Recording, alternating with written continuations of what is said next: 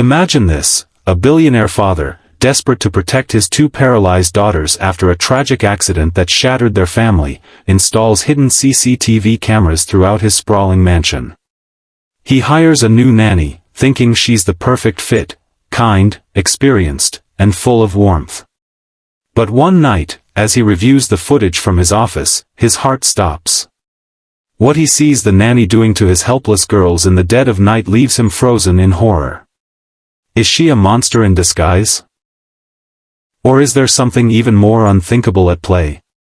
Stick around, because what happens next will change everything. Richard Harlan wasn't always the cold, calculating tycoon the world saw him as. Born into modest means in a small Midwestern town, he built his empire from scratch, tech innovations that revolutionized how people connected online.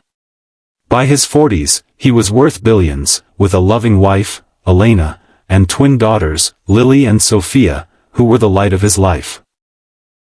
The girls, at just 8 years old, were full of energy, chasing each other through the manicured gardens of their estate, their laughter echoing like music. But life has a way of flipping the script when you least expect it. It happened on a rainy evening 3 years ago. Richard was away on a business trip, sealing a deal that would add another zero to his fortune. Elena was driving the girls home from ballet practice when a drunk driver swerved into their lane. The crash was catastrophic. Elena didn't survive. Lily and Sophia, miraculously alive, were left paralyzed from the waist down, spinal cord injuries that doctors said were irreversible. Richard's world crumbled. He blamed himself for not being there, for prioritizing work over family. From that day on, he became a ghost of a man, pouring his resources into the best care money could buy, state-of-the-art wheelchairs, round-the-clock nurses, and a fortress-like home equipped with every medical gadget imaginable. But nothing could fill the void left by Elena's absence or mend the girls' broken spirits. The twins, now 11, coped in their own ways. Lily, the more outgoing one, hid her pain behind forced smiles and endless questions about the world outside their walls. "Dad, when can we go to the park again?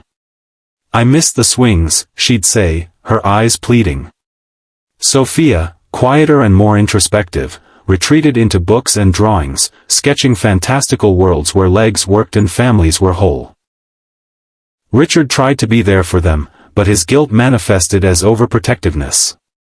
He fired nanny after nanny, too strict, too lax, too impersonal. None could handle the emotional weight of the household. Enter Amelia Voss, the new nanny.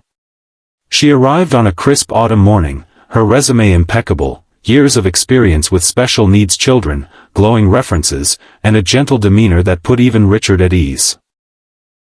In her mid-20s, with soft brown hair tied in a ponytail and eyes that sparkled with quiet determination, Amelia seemed like a godsend. During the interview, she shared her own story, a younger brother with cerebral palsy whom she'd cared for until he passed away young. "I know what it's like to love someone who the world sees as broken," she told Richard. "But they're not broken, they're just different." He hired her on the spot, hoping she could bring some normalcy back to their lives. The first few weeks were promising. Amelia bonded quickly with the girls. She'd wheel them into the sunroom for story time, her voice animated as she read tales of adventure and magic. Lily laughed more freely, and Sophia even started sharing her drawings. Richard, watching from afar during his rare breaks from work, felt a flicker of hope. But old habits die hard. Paranoia gnawed at him. What if she wasn't who she seemed? What if she hurt them like the accident had? So, he did what billionaires do, he installed hidden CCTV cameras in every room the girls frequented. Tiny lenses disguised in clocks, picture frames, and even the chandelier above their beds. Just to keep an eye on things, he told himself, ignoring the invasion of privacy. One evening, after tucking the girls in, Richard retreated to his study, a glass of scotch in hand, and pulled up the live feed on his computer. The screen split into multiple views. The girls shared bedroom, the playroom, the kitchen. Everything seemed normal. Amelia was in the kitchen, preparing their morning medications. But as the clock ticked past midnight, something caught his eye. In the bedroom feed, Amelia entered quietly, her footsteps silent on the plush carpet.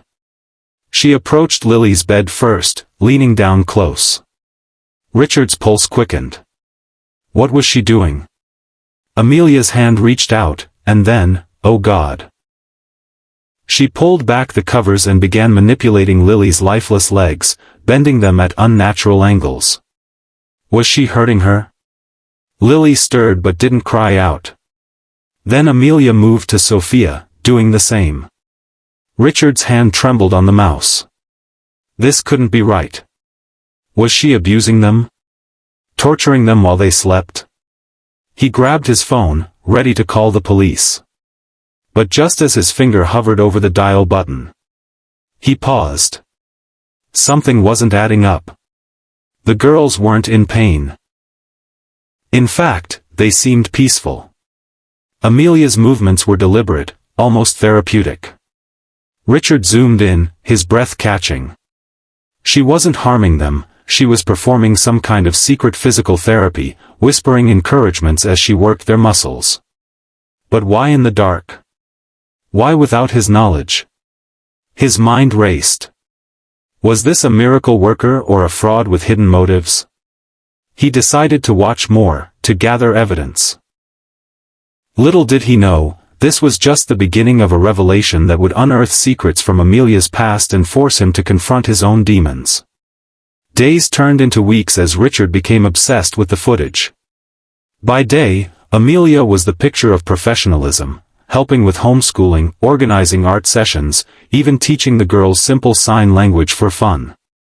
The twins adored her.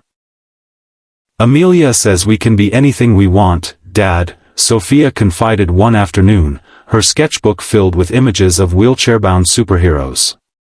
Richard nodded, forcing a smile, but inside, turmoil brewed. Why the nighttime sessions? He dug into her background, using his connections to run discreet checks. Her references checked out, but there was a gap, a year unaccounted for after her brother's death. Where had she been? One night, the footage revealed more. Amelia sat between the girls' beds, reading from a worn journal.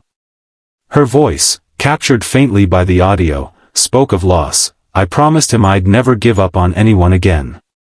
That's why I'm here. Then, she pulled out a small device from her bag, a portable electrostimulation machine, the kind used in experimental rehab.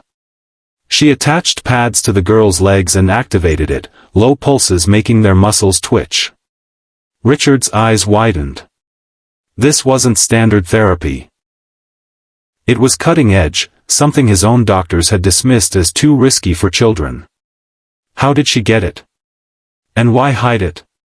The first major challenge hit when Lily developed a fever.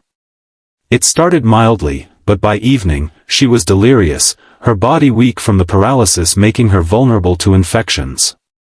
Amelia stayed by her side, administering meds and cool cloths, but Richard, watching from his office, second-guessed every move. Should he intervene? Trust her? He burst into the room, demanding explanations. What's going on here? He barked. Amelia, unflinching, met his gaze. She's fighting, Mr. Harlan. Just like you taught her to. The fever broke by morning, but the tension lingered. Richard confronted her privately. I've seen the footage. The secret therapies. Explain yourself. Amelia's face paled, but she didn't deny it. I didn't want to get your hopes up. My brother, he improved with this before he passed. It's not approved, but it works. I couldn't watch your girls suffer without trying. Richard was torn, grateful yet furious at the deception. You could have endangered them, he shouted. But deep down, he saw results. The girls' legs showed slight improvements in flexibility, their spirits lifted. This confrontation became a turning point, forcing Richard to face his control issues. He agreed to let her continue, under his supervision, but doubts festered. What if it backfired? As winter set in, the family dynamics shifted. Amelia organized small outings, wheelchair-accessible parks, a private zoo visit, pushing the boundaries of the girls' isolation. Sophia, inspired, started a journal of her own dreams. Lily, bolder, asked Richard about their mother for the first time in years.